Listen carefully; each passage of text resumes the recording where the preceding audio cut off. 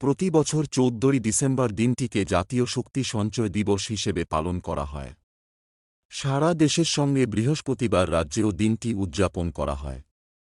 বিভিন্ন জায়গাতে এই দিনটি উদযাপন করা হলেও মূল অনুষ্ঠানটি হয় রাজধানী আগরতলার 79 টিলা এলাকার ত্রিপুরা পাওয়ার ট্রান্সমিশন লিমিটেডের অফিসে।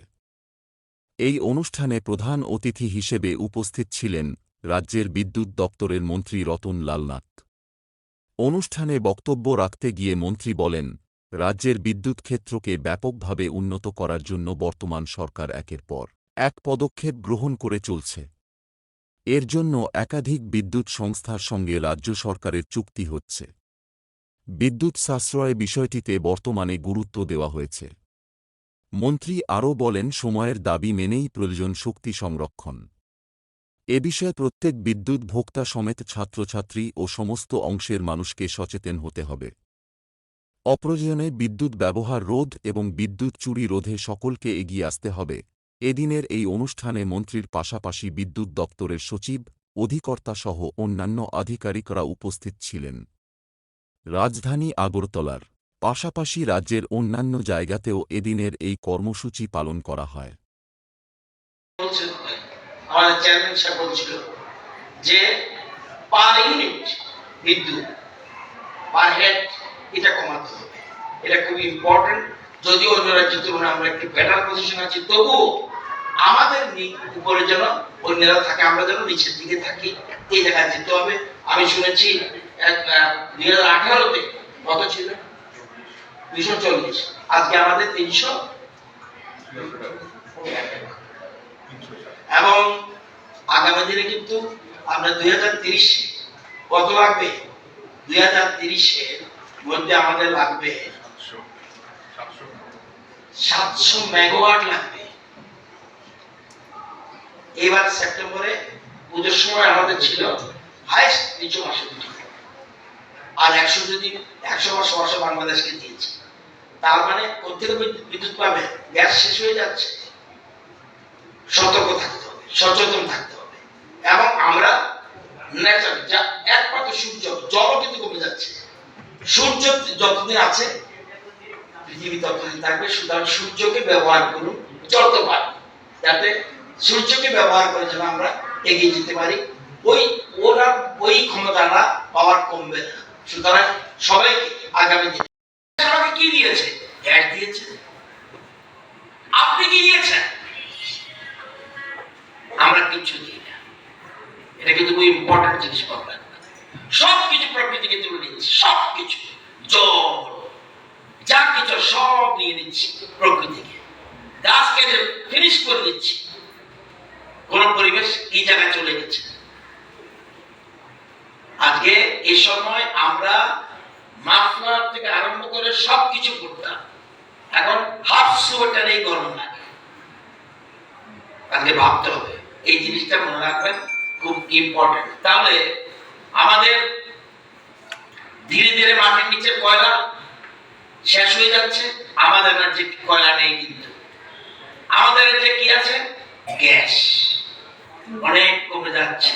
যেটা দিয়ে উৎপাদন করার কথা ছিল এখন আর করতে পারছে না, মঞ্জিজও পাচ্ছে না, আমার রুকিও করতে পারছে না। আমরা কি করছি এখন? আমরা করছি এই আমাদের দেখো গভর্নমেন্ট কি করেছে, গভর্নমেন্ট এশিয়ান ডেভেলপমেন্ট ব্যাংকের সহযোগিতায় রুকিয়াতে সেম গ্যাস দিয়ে এখন আমাদের, আপনারা জানেন 60 মেগাওয়াট বা 63 মেগাওয়াট আমাদের হচ্ছে। আমরা বলছি না, কম্বাইন সাইকেল করে আমরা সেই পরিমাণ গ্যাস দিয়ে আমরা কিন্তু 120 বা 100 জায়গাতে আমরা যাচ্ছি। তার মানে গ্যাস যা আছে আমরা শেষ হয়ে যাচ্ছে, কিন্তু শেষ হয়ে যাবে এটা নিশ্চিত। এবং দেশের প্রধানমন্ত্রী 270 সালের মধ্যে একদম নেট জিরো কার্বন মিশন হতে হবে 270 মধ্যে, এবং পলিউশন থাকতে পারবে না। এবং 2030 সালের মধ্যে 70 শেষ, উনি বলছে 70-এ আর কোন রকম এইসব চলবে না। তাহলে কি করতে হবে?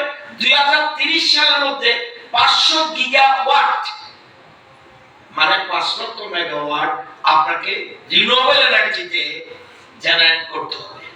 আর আমাদের করতে হবে 2030 সালের মধ্যে 500 মেগাওয়াট আমাদের করতে হবে, কারণ আমরা 15-20 বছর পরে কিন্তু দেখবেন, তাহলে আপনার ছেলে বলবে এনএসপিসির সাথে আমরা ধলা এবং উত্তর ত্রিপুরা জেলায় 5টা জায়গাতে আমরা পাম্প স্টোরেজের জন্য চিন্তা ভাবনা করছি। একটা উত্তর লঙ্কাইতে মোটামুটি ঠিক হয়ে গেছে।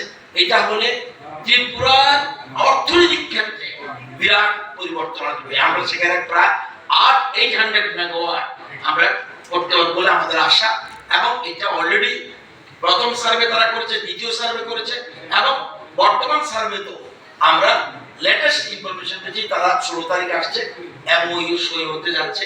তাহলে আমাদের রাজ্যে বিরাট পরিবর্তন হবে, এবং নট অনলি পাওয়ারের ক্ষেত্রে, সেক্ষেত্রে আমাদের একদিকে রিনিউয়েবল এনার্জি, অপরদিকে আমাদের অর্থনৈতিক ক্ষেত্রে পরিবর্তন আসবে। এবং আপনাদের ওটিবিসির সাথে আমরা ব্যাটারি স্টোরেজের কথাও আমরা চিন্তা করছি, যে এগুলি আমাদের ভাবতে হবে। এবং সবচেয়ে বড় কথা, আমরা কিন্তু আগে থেকে শুরু করে দিয়েছি সোলার স্ট্রিট লাইট। দেখবেন আমরা এটা কিন্তু কোন রকম সোলার স্ট্রিট লাইট করেছি, প্রায় 1012টা বাজারে 15,000টি আমরা সোলার স্ট্রিট লাইট লাগিয়েছি। সোলার স্টাডি ল্যাব ছেলেমেয়েরা পড়ার জন্য আমরা 3 লক্ষ দিয়েছি, 3,335টা স্কুলে সোলার স্টাডি ল্যাব দিয়েছি।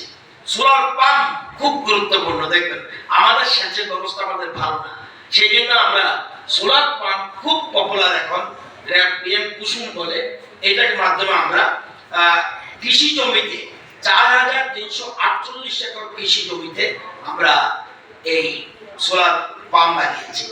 সোলার হাইমাস্ট বড় অনেক বাজারে আছে, সেখানে দেখবেন কৃষকরা তার উৎপাদিত জিনিস রাখতে পারে না, কারেন্টের অসুবিধা, সেই জন্য ওষুধ জ্বালাতে একটা স্পটের মধ্যে 4-5টা লাগিয়ে দেয়, এটা সোলার হাইমাস্ট, সেটা আমরা করছি। টিএসআর ক্যাম্প অনেক জায়গায় দেখবেন নেই, আমরা মাইক্রোগ্রিডের সাথে লিঙ্ক করে আমরা টিএসআর ক্যাম্পে পর্যন্ত অনেকগুলো লাগিয়েছি। এবং সেখানে সোলার ওয়াটার মধ্যে বলেছি এই জিনিসটা এগিয়ে যাওয়ার জন্য। এবং কয়েকটা জিনিস খুব সুন্দর, save energy, save money, save the world. আমাদের সকালে একটা স্টুডেন্ট এসে বলছে, স্যার তুমি কি ওইখানে কনজারভেশন দিতে যাবে? আমি যে হ্যাঁ যাব। আমি কয়েকটা লিখে দিই, তুমি বলবে সেখানে। সেভ এনার্জি স্কুলের ছেলেকে, save energy, save money, save the world, save electricity, save the future. Today's wastage is tomorrow's shortage. বলছে সাইকেল মোর, পলিউট লেস। বলছে treat energy, right save it tonight. বলছে রিসাইকেল, রিইউজ, রিডিউস। বলছে use natural light, save electricity. Save a unit a day. Keep power shortage away. Power saved is power earned. Save energy today for a brighter tomorrow. এই যে জিনিসগুলি একটা এখন কিন্তু ইদানিং, কারণ আমরা যারা আমার বয়সের এখানে নাই বলতে হবে, তো আপনার সতর্ক হতে হবে আগামী দিনগুলোর জন্য। নিজে অন্য কাউকে যেন, ওই যে বলছে একটা কথা আছে যে আমি ক্যালেন্ডারের মধ্যে 14 দিন আমাদের কারখানাটি ভিডিও প্রোগ্রাম আছে, নো ক্যালেন্ডারের মধ্যে থাকবে, ক্যালেন্ডার যা থাকে এটাকে বাস্তবে রূপদান করতে হবে। এটা আমার অনুরোধ, সবাই যেন এই জায়গাটা থাকে সেটার জন্যই। এবং নিত্য প্রয়োজনীয় যত কাজ আছে সৌর বিদ্যুতের, এই যে নতুন করেছে, এটা খুব ভালো স্টেপ। আমি বলবো যে টিপিটিএল কে, যে আমাদের দপ্তর যতগুলি আছে তাদের এই টেকনিকটা বুঝিয়ে দিলে, আমরা যদি প্রত্যেক দপ্তরের প্রতিটি অনুষ্ঠানে, আমার কৃষি দপ্তরের প্রতিটি অনুষ্ঠানে গাছের চারায় জল দিই, আপত্তি নেই আমার, অথবা প্রদীপ যদি জ্বালাতে হয় এই প্রদীপ জ্বালাতে হবে, এটা করলে ভালো। তাহলে বিদ্যুৎ উৎপাদন হয়, বিদ্যুতের পাওয়ার শক্তি কোথেকে হয়?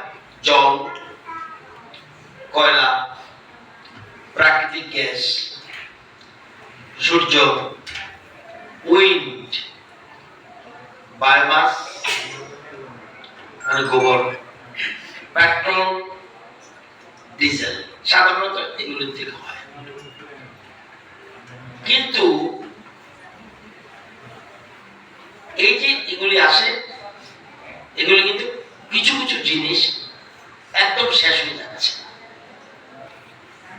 মাটির তলায় আজীবন কয়লা থাকবে, থাকবে কি?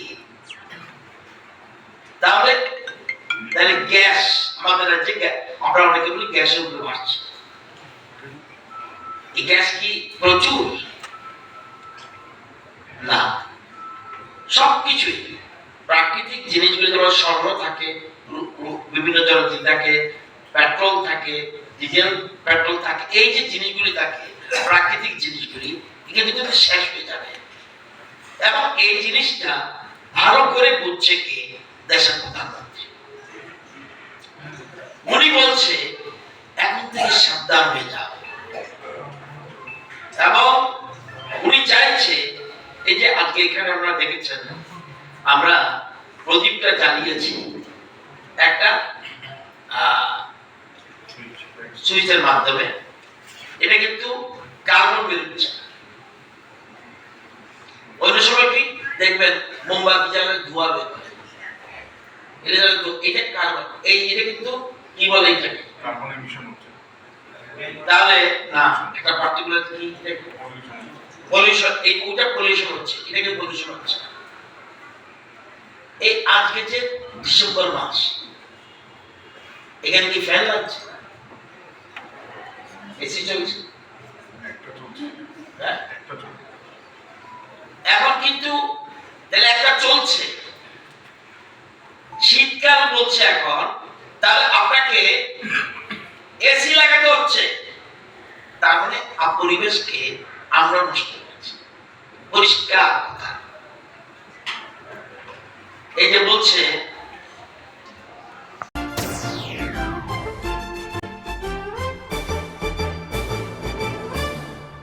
রান্নার স্বাদ এবং গুণমান বৃদ্ধি পানি সিস্টার গুঁড়া মশলা, সয়াবিন আটা সুজির পর প্রত্যেকের সুস্বাস্থ্যের জন্য এবার রান্নার তেলের দায়িত্বেও sister kachi ghani mustard oil. Sister, আপনাদের বিশ্বাস আমাদের দায়িত্ব।